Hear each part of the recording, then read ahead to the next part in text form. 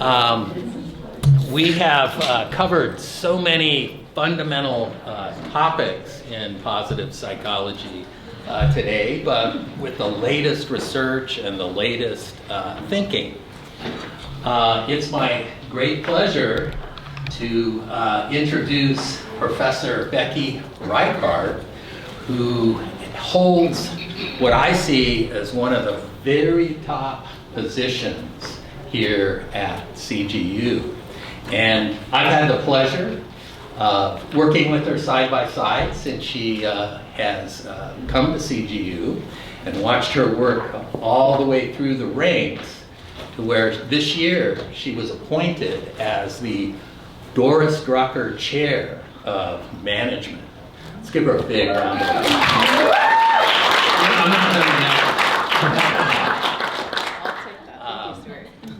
When Becky first came to us, it was immediately clear. It was at a time when we were trying to strengthen our positive work program.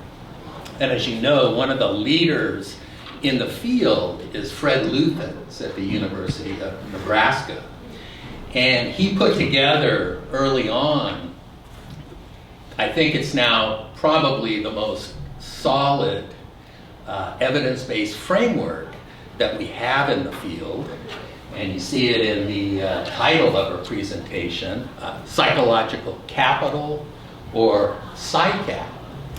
And one of the things that I've observed in working in this field is that a lot of really top athletes understand these positive psychology concepts.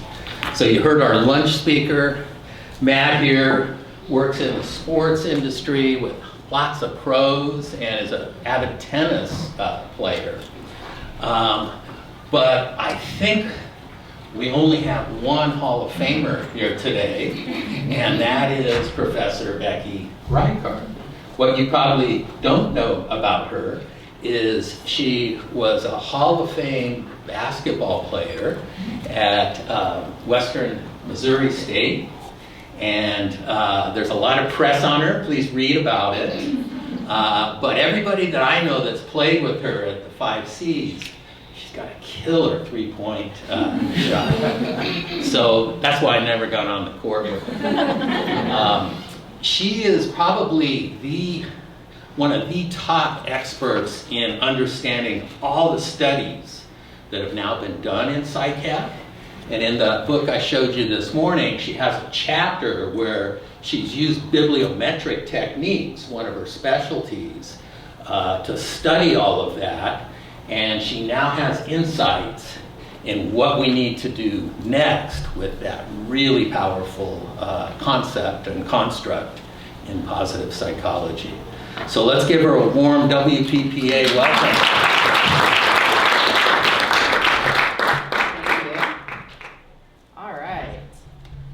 Thought my poker game was good. I should get you on the court next. It's nice to meet you guys. Thanks for that welcome, Stuart. I'm excited to talk with you. As Stuart said, he hired me in 2009 here at CGU, and I was a little junior baby assistant professor, and I've been here since then, working my way through the ranks. And continuing to do research on psychological capital, positive psychological capital. Does anybody know what psychological capital or PsyCap is? Kind of, have you heard of it before? It's maybe about half. Okay. It's kind of like this idea you have financial capital, right? That's like the money you have in the bank. Or Peter Drucker talks a lot about human capital. It's this idea of the people you have in the organization as a capacity. And Fred Luthans introduced this idea of psychological capital, and it's really what we carry with us in our heads. And so that's kind of the play on words with capital, which is psychological capital. And as Stuart mentioned, I've been studying positive psychology, positive organizational psychology since my PhD program in 2002, I would say, where I went to the University of Nebraska. So I was there studying with my advisor, Bruce Avolio. You may have heard about the NIC leadership development, that was developing at Nebraska at the time, as well as working with Fred Luthans, who was also on my committee, learning about from him and Carolyn Youssef this idea of positive psychological capital. We had an OB class with Fred, and we called it Fred on Fred, because he spent a week. He spent a week on, Mike Csikszentmihalyi, Marty Seligman, all of that work, and then the rest of the semester was all of his work in the field of positive work psych. Positive work behavior is what he called it. So I have a big background in that. Also during my PhD program, I worked with the Gallup Leadership Institute, which doesn't exist anymore. But at that time, we were all coming together to study this idea of leadership development with this idea of strengths-based development. So have a strong background in that as well. So I was super excited to bring all of that to CGU when I started to teach positive leadership, which I still teach, to teach positive work psych, and whatnot. And since then, as Stuart said, I learned about this thing called bibliometric methods, and I'm going to be introducing you a little bit to that today in the context of PsyCap. A lot of my research, most of my research, focuses on leader development through a positive lens. So how can we, for example, one of my students did a study on looking at, does strengths-based feedback actually lead to more development and growth than weakness or deficit-based feedback? We do strengths-based feedback all the time, but there's not actually a lot of published research on that. It's all housed maybe at Gallup or other places. And so I'm not going to answer that question today, but just as an example of how we bring those two ideas together. We also will talk about a little bit today some research we've done looking at PsyCap for leadership development and whatnot. So this is really where I kind of blend these two areas together. We know leadership matters. We know inclusive leadership matters, positive leadership matters, but how do we develop more and better positive or inclusive leaders? That's really what my research focuses on through my work with Lead Labs. For fun, I like backpacking. Has anybody been backpacking in the Angeles National Forest or hiking, maybe? A couple of people? Okay. Well, you guys will love my talk because I have to use a lot of hiking and backpacking analogies. So let's get into PsyCap. What is psychological capital? So this is kind of how Fred Luthans has defined it. A positive appraisal of circumstances and probability for success based on motivated effort and perseverance. What I think of as psychological capital, or to me the phrase that captures it, is this marker doesn't work. This happens to me in class all the time. There we go. It's like motivated, it's like your propensity for motivation is what I'm trying to say. So like, how likely are you to be motivated? It's almost like you think of a rubber band when you put it on your finger and you tighten it. You guys do that when you were a little kid, and then you like let it go and it shoots at your sibling or whatever. It's like that. It's like how tight is that rubber band? It's a propensity to like be motivated to go out and do things. When Fred developed this concept of PsyCap, he laid out a series of criteria for what it has to be, right? And so the first thing is it has to be positive. So he was really on the coattails of, the American Psychologist 2000 article by Seligman and Csikszentmihalyi. Okay, let's look at this other side of the continuum. Yes, in org, we have studied positive things like commitment, satisfaction, engagement, but let's take that even further to that kind of positive end of the continuum. So to be included in kind of this idea of what PsyCap is, it has to be something that's positive. Second, he said, and this is my favorite part because I love development, it has to be state-like. So state-like means that it's not fixed. So like personality, pretty much after we're, an adult, it's kind of stable. You could have some extreme situation happen and it could change. So that wouldn't be state-like, that would be more trait-like. Whereas state-like is something that ebbs and flows, say over a day, over a week. It's not state like a mood or emotion that could change right away. It's more stable than that, but we can change it, we can develop it. So that was, to me, the most exciting part of the criteria for PsyCap. The third one is it has to be measurable. So he was really adamant on we have to there's already measures out there that are valid, reliable, or we can develop valid and reliable measures. Because we need to know if it actually changes, if it actually impacts anything. The fourth one, and probably most important, is that it's theory-based. So all of the different aspects, and I'll show you in a moment, the aspects, the hero components of PsyCap, have to be based on some established, grounded theory in the field. It's not just, we're gonna come up with this idea out of the blue. It's something that has a strong backing. And the last one, which I think set him apart a little bit at the time, at least from other people in positive psychology, was that while, yes, studying positive things in and of themselves is great, he works with organizations. We work with organizations as OD or OB consultants. We want to know that this PsyCap, actually has performance impact. If it doesn't, there's not as utility for it in terms of the bottom line for organizations. So that was a really important aspect for him as well. So with all of these together, Fred went out into the literature. This is one thing that I think was really interesting, because getting to see him do this and learn from him doing this. And he basically looked at everything that was out there that met this criteria. And a lot of things surfaced, but he landed on 4 characteristics that are, when you put them together, form this higher order impact construct of psychological capital. So what I mean by higher order is when you put them all together, there's a synergistic effect and they become something unique and new. But they're grounded in these criteria that I just laid out. And that's hope, efficacy, resilience, and optimism.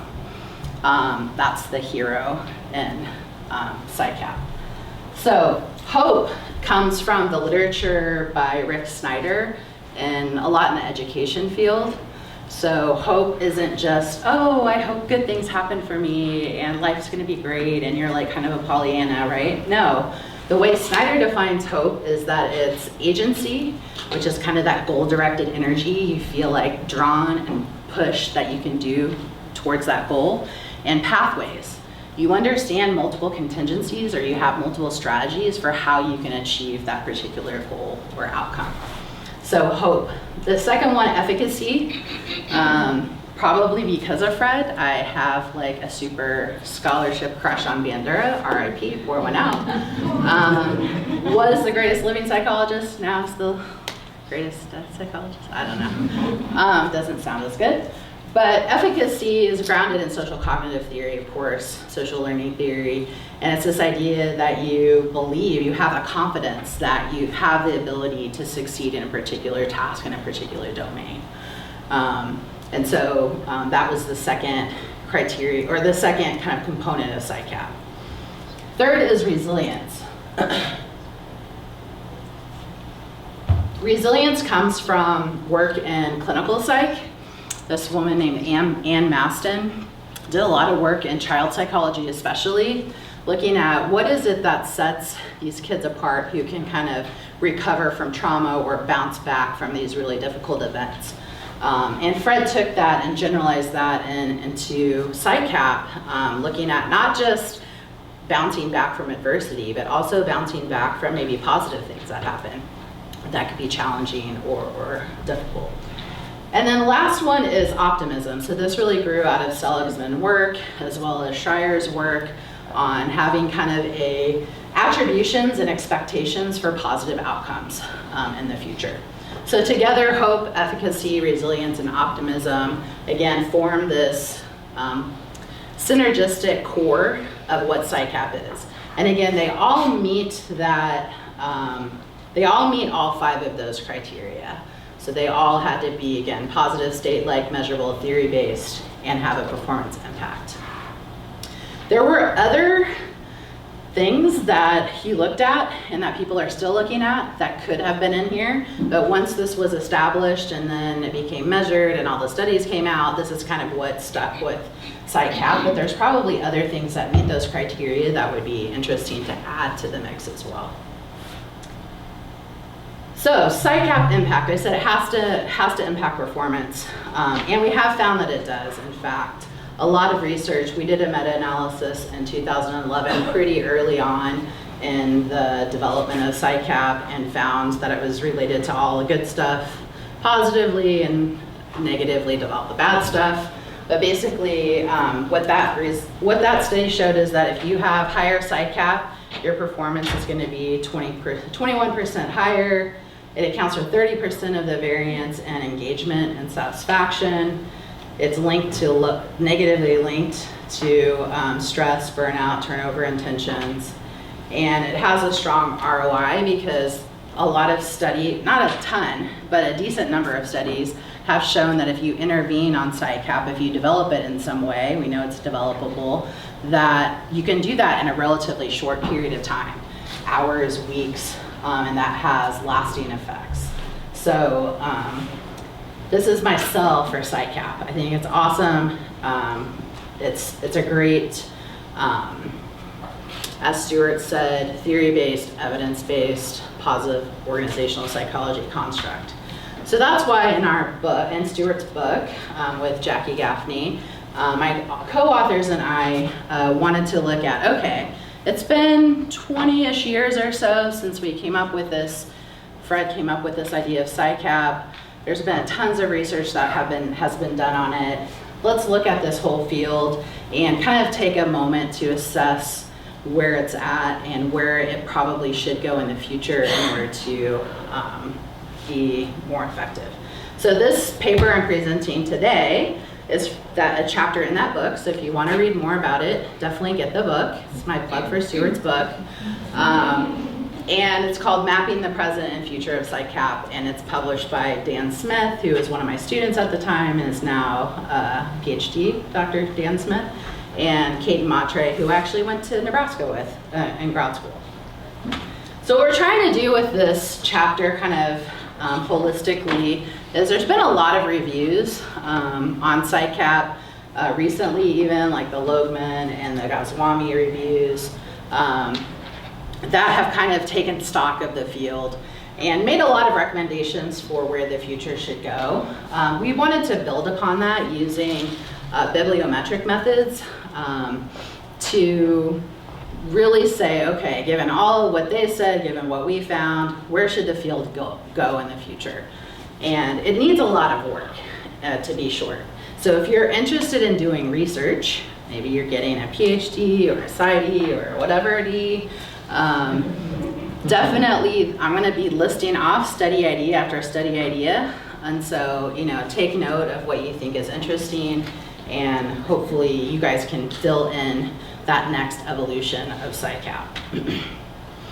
So our research questions for this paper, as well as the agenda for what I'm going to talk about today, first is just what's the current structure of the PsyCap field? So when we look at this whole mountain range as a whole, what does it look like? What are the kind of groupings of papers? What are people talking about? What are the significant accomplishments and also the current trends in the field? Specifically, we look at these 4 domains of proliferation, research applications, methodological rigor, and generalizability. And then last, what are the avenues for the next evolution of PsyCap research? And that's really the goal of everything, is to culminate in how can we move this field forward.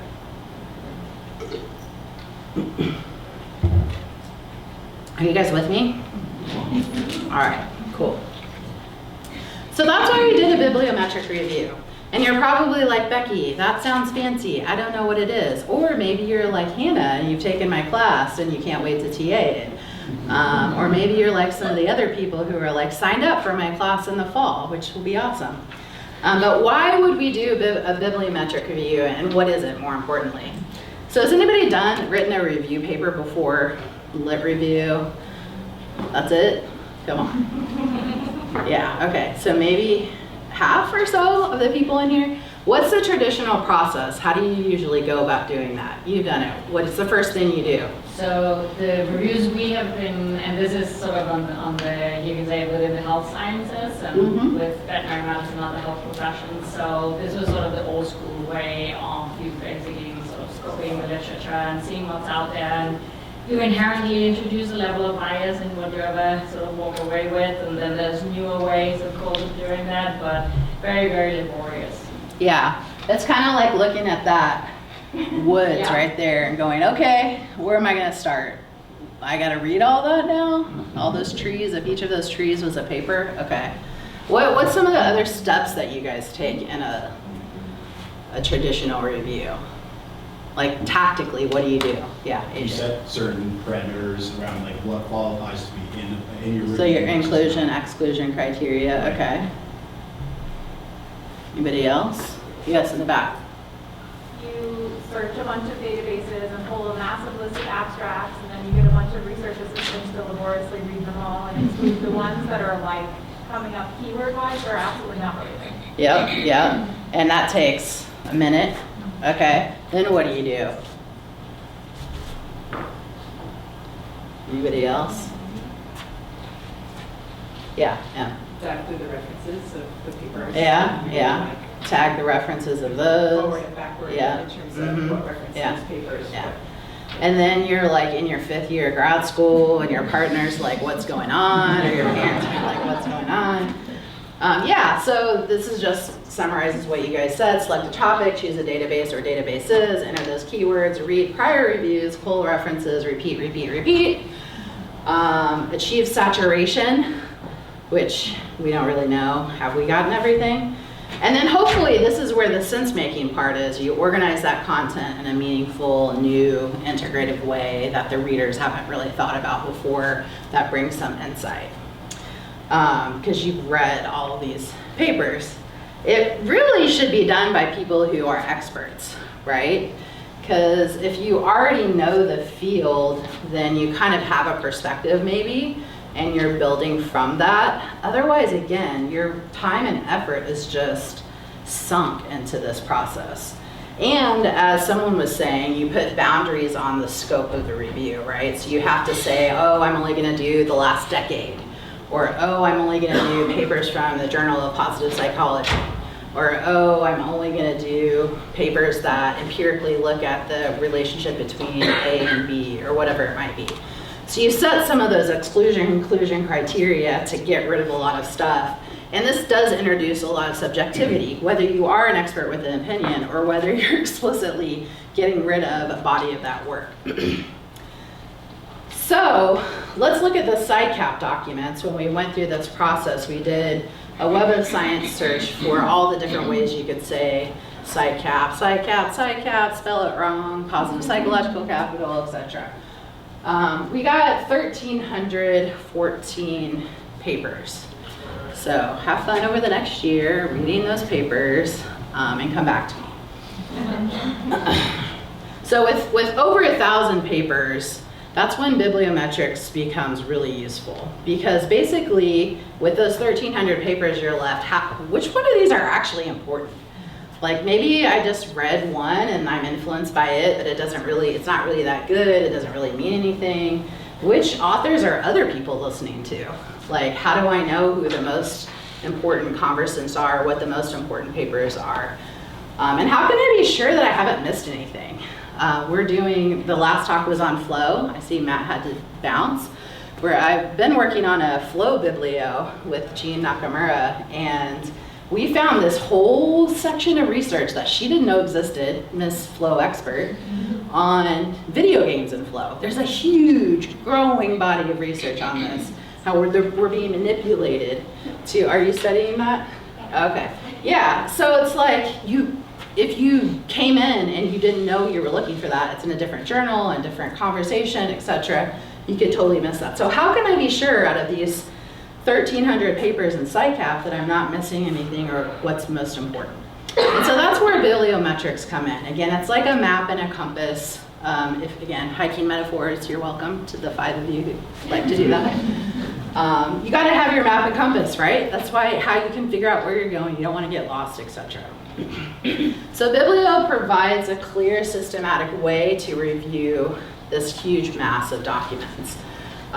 It uses big data of citation indices. So you mentioned tracking down the citations backward and forward. It does that for you.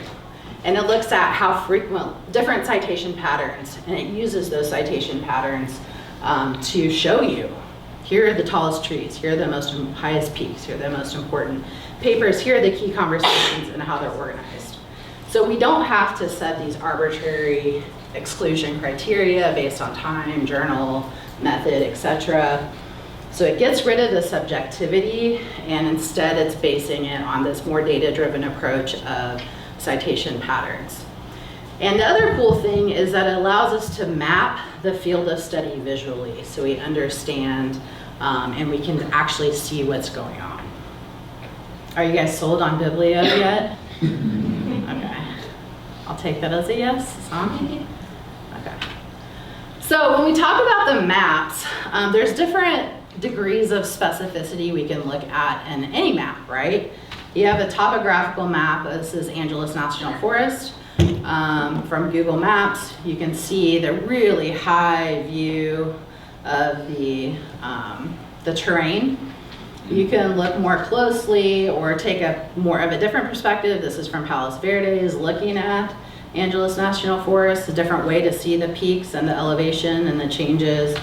You could zoom in on the big three, the 3 T's in at Mount Baldy, which is, I think, Telegraph, what's the other one? Timber and Thunder Mountains. So those are the 3 kind of big peaks. We could zoom into that level. Or we could even zoom into this level of you're on a hike in the woods and you're looking at what's around you, right? So there's this different level of abstract, broad versus deep that you can go with Biblio. And I'm going to walk you through some examples of this in relation to PsyCap. So the search terms, they're really talking about which mountain range are we looking at. You can do this in any field of study. We're talking about PsyCap today, but depending on what you want to focus on, you could look at any mountain range or field of study. We're going to generate the coupling maps using Boss Viewer. Again, we're going to look at these through different levels of specificity and abstractness. And then we also did qualitative coding. That's our kind of hike through the woods to really go in depth on specific papers within the data set. Are we ready? All right. So what in the heck is bibliographic coupling? It took me probably 3 years to figure this out. I'm going to explain it in 30 seconds, so if you don't understand it, don't worry. But I'll do my best to explain it. So we've got those 1,300 documents, remember? Here's one by Poom Pitachat. If you know Poom, he's running Thailand now. Yeah, you remember Poom. He did a study on PsyCap with my lab that was looking at leader development PsyCap. So we were interested in how does psychological capital for developing your leadership, whether you have hope, efficacy, resilience, optimism to develop as a leader, how does that impact whether you actually do or not? And then what are the antecedents that feed into that, having higher PsyCap? There's another paper by Maren Dolwood. I think only Stuart probably remembers her out of everybody in the room, but as a CGU alum as well. She was really interested in cross-cultural skills. So we actually looked specifically at PsyCap for cross-cultural skills and developed a measure and did some intervention work around that. So these are just 2 examples of those 1,300 documents that I got from Web of Science. These were 2 of those 1,300. Okay, so we call these primary documents. They're returned from our search. They're on psychological capital. So what's happening with coupling, bibliographic coupling, is that we want to know how many times we cite the same papers in our reference list. So both of these papers have, say, 30 references. How many times do they share references? So that's called a coupling. So in this case, we both cited Lou Thons's original book, the one that I had the picture of earlier in 2007. We both cited that. So that creates a coupling. It's just our references, our bibliography, which is just our reference list, is coupled one time. We cited the same paper one time. The more times we do that, the more times these 2 papers, or any 2 papers in the data set, share one or more references, the stronger their coupling strength is. And then you multiply that by all of these 1,300 papers and all of the references and all of those 1,300 papers and all of the overlap between those documents and their references. And that's how we get bibliographic coupling.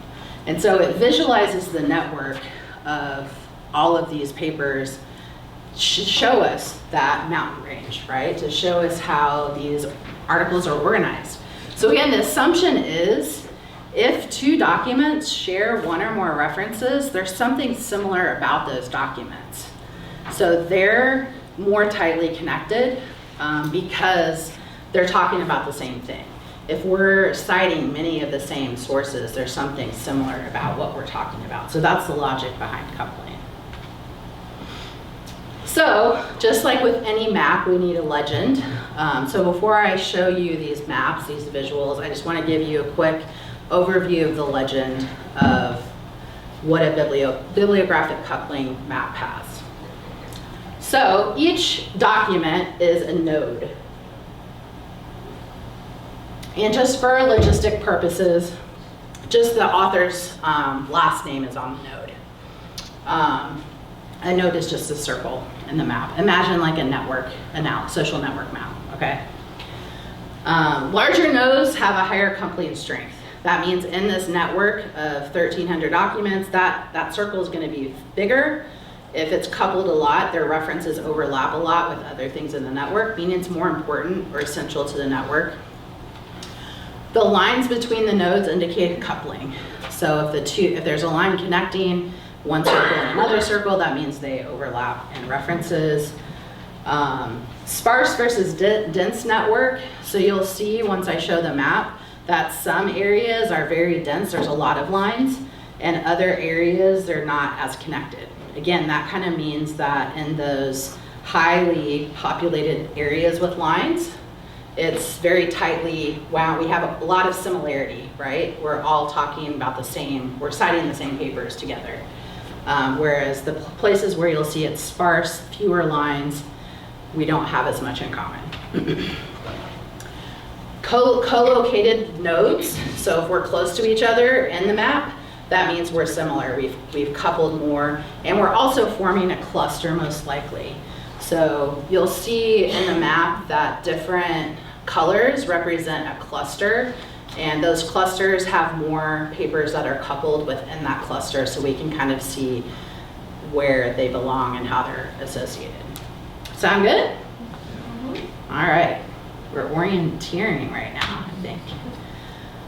So let's first take this big Google Maps view of the field. So this is not all documents because some of them weren't actually connected, but this is 1,248 of the documents. What do you guys see here? Just in general, Hannah. See one pretty clearly connected node with the red, or excuse me, not node, but cluster. Like over here, lots of lines. This is that original Luthon's 2007 book that I even showed. Okay, yeah, so a lot of connections.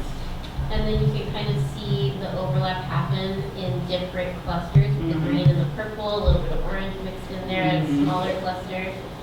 Again, talking about the connections between those, and then kind of fanning out to the less connected. Yeah, less connected over here. And there's a lot around the edges too that are less connected. For a line to appear, you had to have 15 connections with the article you're being connected to. You can't see that for some reason here. Okay, so this gives us a lay of the land, just like the Google map.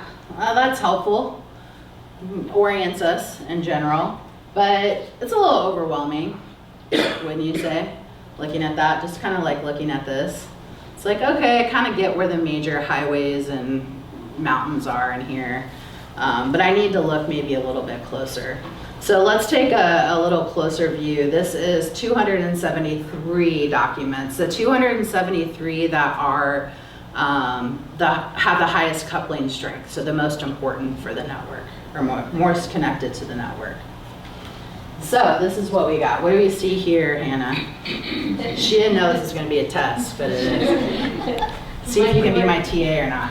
Much more clearly, clustered. We can see, again, some of the strengths, because you said the minimum citation was 15, the lines aren't quite showing up. But that blue cluster is obviously clearly still really central to the field, and that's, again, the Luthans. Mm-hmm. And then you see some of the other clusters really clearly coming out with the red, the green, a small one, and the purple and yellow. Yeah. Okay. Still much more helpful than the last map, I think. But still a little bit overwhelming. We still got to go in and read 273 articles, which is a little more doable. But we kind of once we start looking at all the abstracts, you were talking about having your students go through all the abstracts. Like once we start going through all of them, we would look at maybe all the blue ones first and figure out what's going on there. And then maybe we'd look at the purple because they're kind of closely. It gives us, a map and a compass, a way through this literature. Let's look even more close up. So again, we're just looking at the 3 biggest peaks, going into Mount Baldy. Timber, Telegraph, Thunder. Has anybody hiked all 3 of those? Yes, Queen. I love that. I have not yet, but that's a goal. It was good when I was young. Okay. Whoops.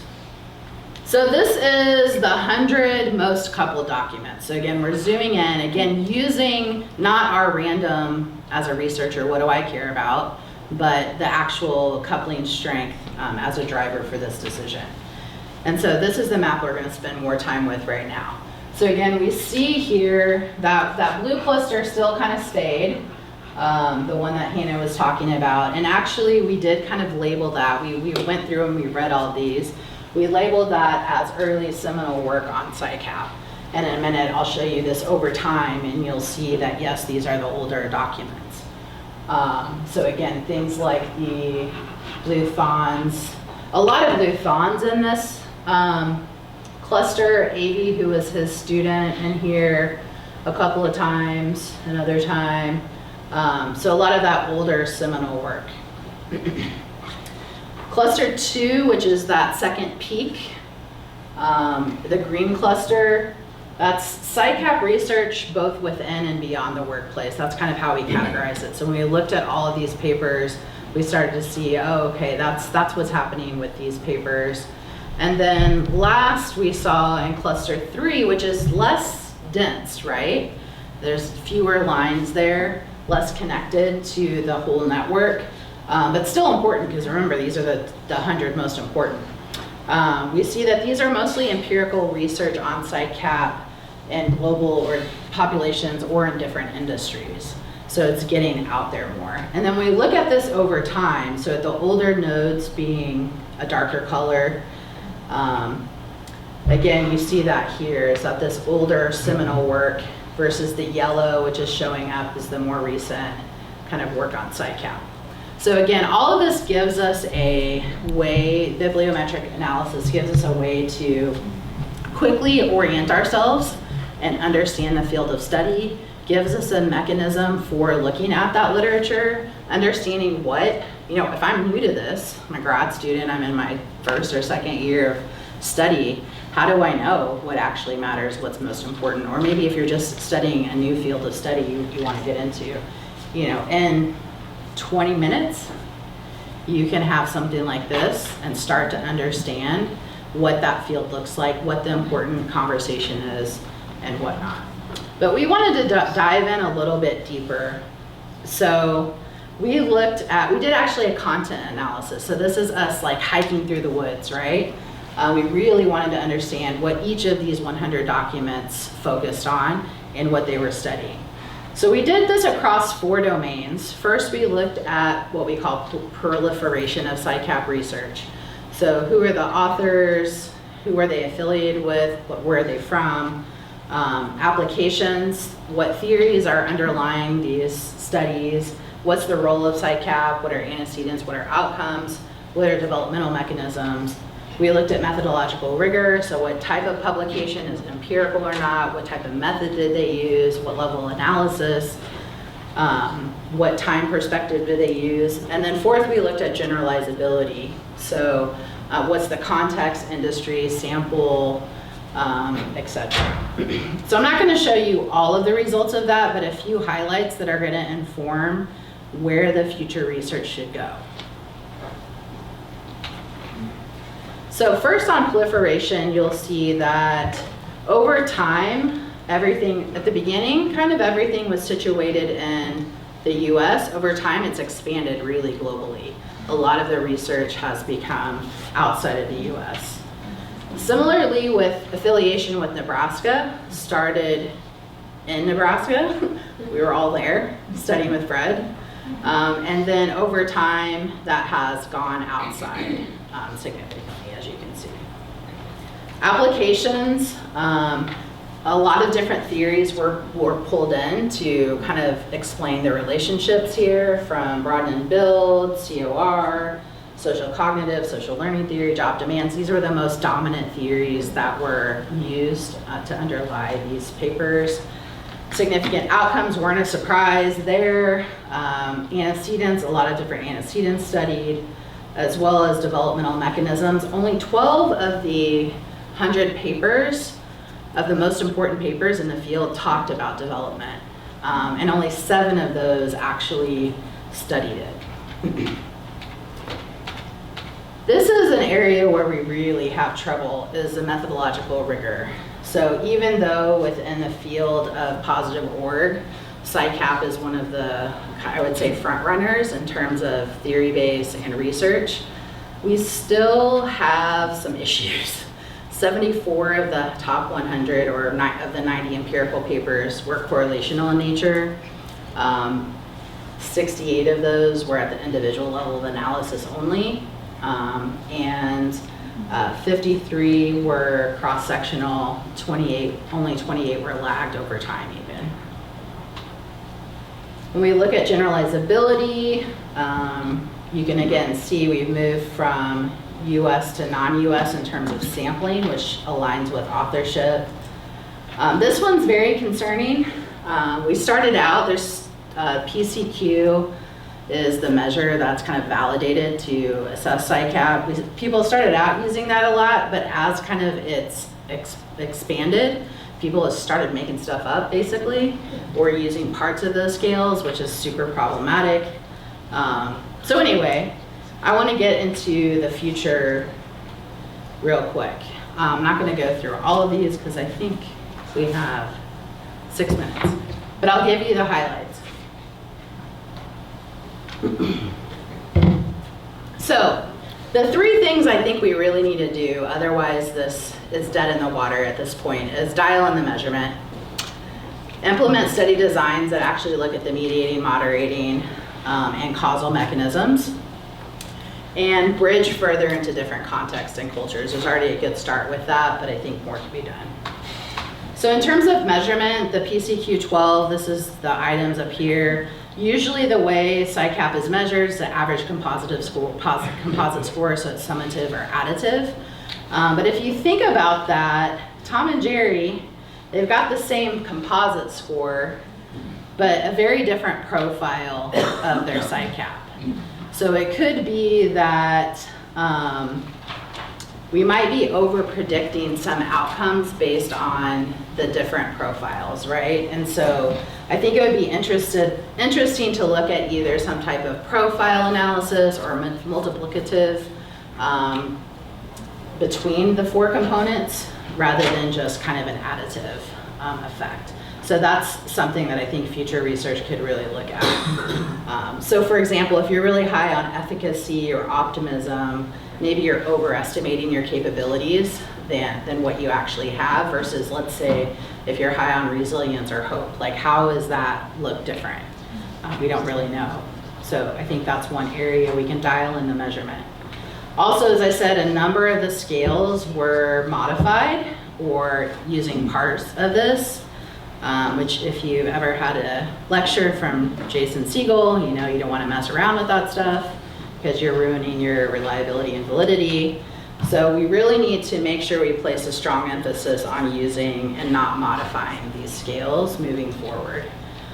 We've developed two, because PsyCap is in the workplace setting, but we also are interested in other settings, but you can't just make up items. So these are two papers that actually validate them in different domains. So in the domain of cross-cultural skills or in the domain of leader development.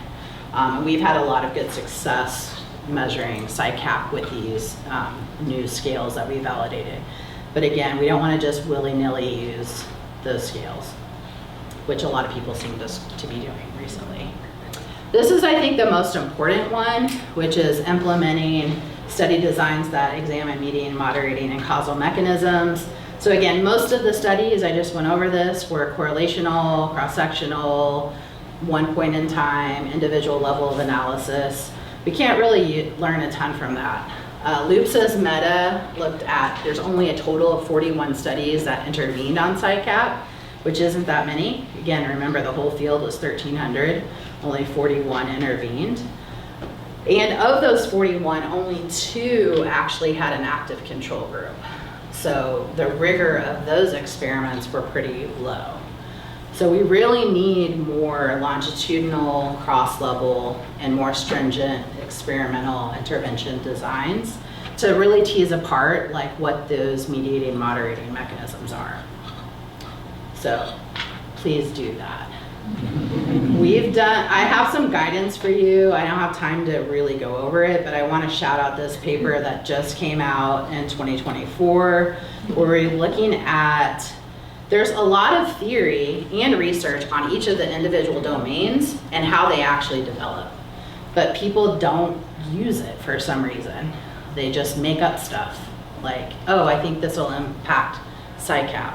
But if you go back to the actual literature, you'll see that, for example, with efficacy, mastery, experience, vicarious learning, and social modeling or persuasion, those are how you develop efficacy. Like Bandura did 1,000 studies on it. So we need to go back to the literature. This is for all 4 of them. There's established mechanisms for developing these.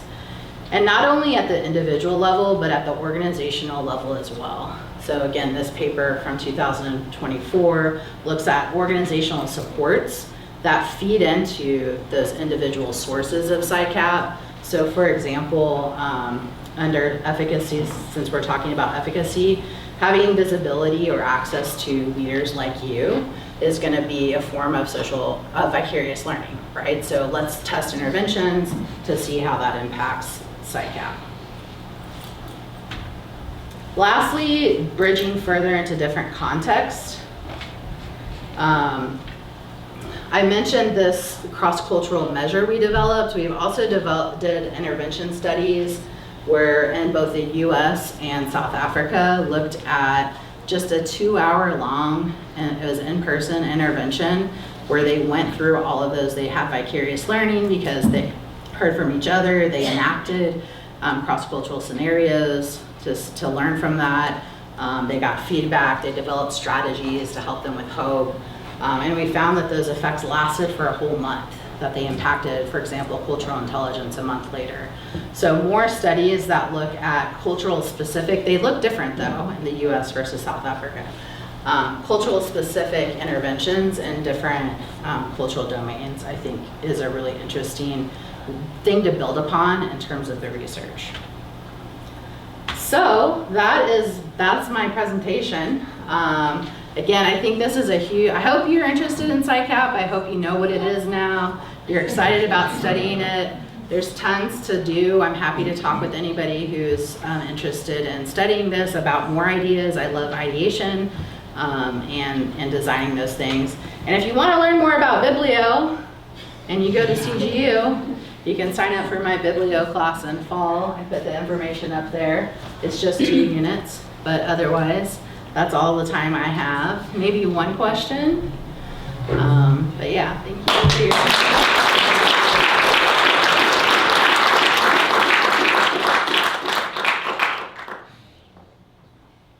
Yes, ma'am.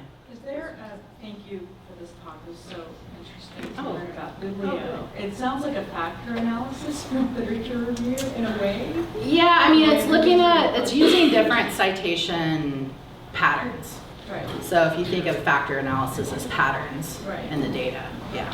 Is there like a program that we could use to do this? Can we Yeah. do that? Mhm. Okay. So I mentioned Voss Viewer. Okay. It's free, which is nice. Voss Viewer. And we can just Google it. Yeah, yep. And what's the learning curve on that? What's the learning curve on that? Danny, How what do you think? miserable will you be and for Taking how this. long? How long does it take to learn Biblio? You learn in 4 weeks to get basics down, and your course 8 weeks is pretty good comprehensive. Yeah, I think it's pretty quick. I mean, even though I said it took me 2 years to figure out what coupling was, there's a lot of different types of bibliometric analyses. I just talked about coupling here, which deals with primary documents and their overlapping references. There's also document co-citation, which is the most frequently used form of bibliometric methods. That's looking more past, like at past, this is more cutting edge. So it's more looking at the history of a field and what it looks like, which is helpful to understand how your field has evolved and get you oriented that way. But this is really good at looking at the cutting edge and identifying research potential. Yeah. Cool. All right. Thank you guys. Happy to chat more.